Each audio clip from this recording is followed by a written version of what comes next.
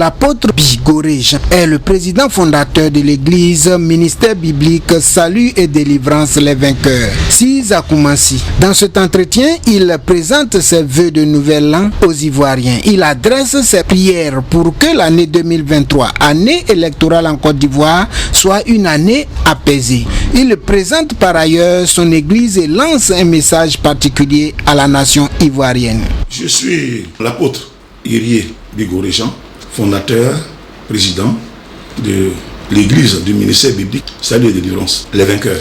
Monsieur le fondateur, nous sommes dans la nouvelle année 2023. Oui. En tant qu'homme de Dieu, quel vœu avez-vous à formuler pour cette année-là? Évidemment, le vœu des hommes de Dieu, digne de ce nom, commence par la paix. Car le Dieu que nous adorons se présente comme étant un Dieu de paix. Et même ceux qui gèrent le pays disent que sans la paix, on ne peut rien faire. Mais la paix a un prix. Dieu est le Dieu de paix. Et pour que cette paix-là vienne, nous nous attelons d'abord à présenter la parole de Dieu. De notre Créateur, les cieux racontent la gloire de Dieu, l'étendue de la terre manifeste les œuvres de ses mains. Donc nous ne pouvons pas, comme ça, un matin nous lever et puis ne rien dire à Dieu concernant notre pays. Jésus était juif. Et la Bible dit que le salut vient des Juifs. Jésus a dit à ses premiers disciples de ne pas aller ailleurs, mais d'abord de commencer par les brebis perdues d'Israël, pour qu'il y ait au sein même de la nation juive quelque chose de nouveau, quelque chose qui permet à la nation d'avoir ce qui est bien, en son sein d'abord, et les autres recevront, comme étant des catalyseurs de la paix et de la réussite de la nation. Donc, pour mon pays, la Côte d'Ivoire, ici ivoirien, je veux que le pays vive dans la paix. Parce que, imaginez un instant que il y a des troubles dans le pays. L'église sera fermée. À quoi va servir mon ministère? Donc, la prière ardente, la Bible dit que la prière fervente du juste a une grande efficacité. Et nous nous attelons à cela. Je veux la paix. Mais la paix commence par la connaissance de Dieu. Dieu est un Dieu de paix. Jésus est le prince de paix. Donc voilà un peu comment chaque jour nous prions pour notre pays. Chaque vendredi, ce jour, soir, attelé, est prévu pour la prière que nous faisons pour notre pays.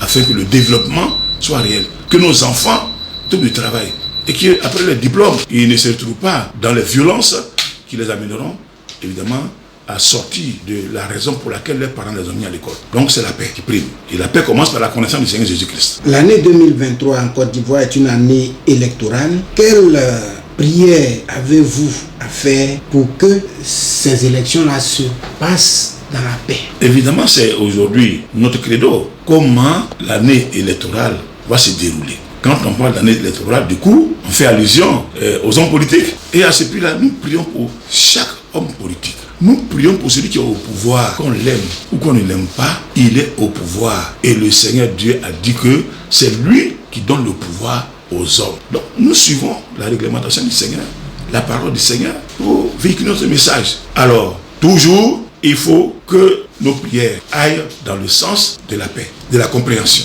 des cœurs. Le cœur, c'est le moteur de la vie. Donc, nous prions pour dire à Dieu, tel homme politique sait, en 2020, ce qui s'est passé. Nous ne voulons plus de guerre en Côte d'Ivoire. Nous voulons la paix en Côte d'Ivoire. Nous voulons que les élections se passent dans les meilleures conditions. Et que toi, Dieu, qui maîtrise toutes choses, tu établisses celui de ton choix. Maintenant, quant aux fidèles qui doivent voter, nous prions en fait qu'ils fassent le bon choix, dans la volonté du Seigneur. Voilà comment nous orientons nos prières vis-à-vis de Dieu et comment les conseils que nous donnons à nos enfants de ne pas s'intégrer dans la violence, voilà, leur sert évidemment de levier pour qu'eux-mêmes là, ils soient bénis et que le pays soit béni et qu'il y ait la paix dans le pays et que le pays soit prospère, que le pays se développe, car Dieu est un Dieu de développement, car il aime l'homme. Présentez-nous votre église. Je l'ai déjà dit, nous sommes l'église du ministère biblique Salut et Délivrance les Vainqueurs. Parce que Dieu est un Dieu de victoire. Il est un Dieu de victoire. Qu'on le veuille ou pas, le dernier mot lui revient. Nous sommes donc implantés dans ce quartier il y a à peine 20 ans que nous sommes là. Et nous avons commencé le travail progressivement, petit à petit, comme Dieu lui-même nous l'insigne. Sa parole, aujourd'hui, évidemment, nous avons des annexes. Des annexes en dehors du siège à Koumassi. Nous sommes au campement, nous sommes à Port-Boué, nous sommes à Boaké, nous sommes à San Pedro, nous sommes à Gonzac, nous sommes à Yopougon. Et nous continuons de progresser à Yamoussoukro et autres. S'il faut parler des fidèles qui viennent prier avec nous, évidemment, au jour d'aujourd'hui, nous pouvons évaluer nos fidèles à un peu plus de 500 membres au moins. La particularité de votre église, c'est quoi? Évidemment, c'est la prédication de la foi. La Bible dit que la foi est une ferme assurance. Des choses qu'on espère, une démonstration de ce qu'on n'a pas encore vu. Donc, nous prêchons l'évangile et nous croyons que nous disons la vérité. Parce que les signes de la vérité se voient. C'est dans la conduite du chrétien que quelqu'un qui ne connaît pas l'Église peut évidemment être convaincu de la bonne doctrine, du véritable enseignement qui est là prêché et qui va emmener les hommes à faire ce qui est bien et à obéir à la parole du Seigneur. Donc, nous prêchons la sanctification. Ça veut dire croire que Dieu peut changer le cœur d'un homme. Même s'il a fait 20 fois la prison, Dieu peut changer son cœur par la puissance de sa parole. Car le Seigneur a dit que l'évangile est la puissance de Dieu pour sauver celui qui cherche Dieu. Donc, nous voyons prêcher la vérité qui amène à la transformation, à la nouvelle naissance et à la vie, la communion avec le Seigneur. Pour que nous soyons en paix et que le Seigneur puisse nous secourir. C'est dans la mesure où on obéit à Dieu, il peut nous secourir. Quand on n'obéit pas à Dieu, on peut s'attendre à lui, parce qu'il a sa parole. Donc, nos membres sont entretenus dans ce sens-là et je crois que les choses avancent.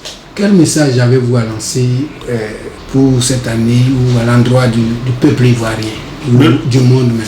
Le monde, parce que Dieu nous a dit ici que une église qui fait sa volonté, il la rend responsable du monde. Regardez aujourd'hui, il y a la guerre en Ukraine. À cause de ça, il n'y a plus de carburant, il n'y a plus de blé. Ils sont en Europe au loin là-bas. Mais ça a des répercussions sur nous, d'une manière ou d'une autre. Aujourd'hui, personne ne peut nier le contraire. Donc, d'abord pour mon pays, la Côte d'Ivoire, je demande la prospérité. À tous égards, spirituels, matériels, financiers, dans tous les domaines, qu'elle soit prospère.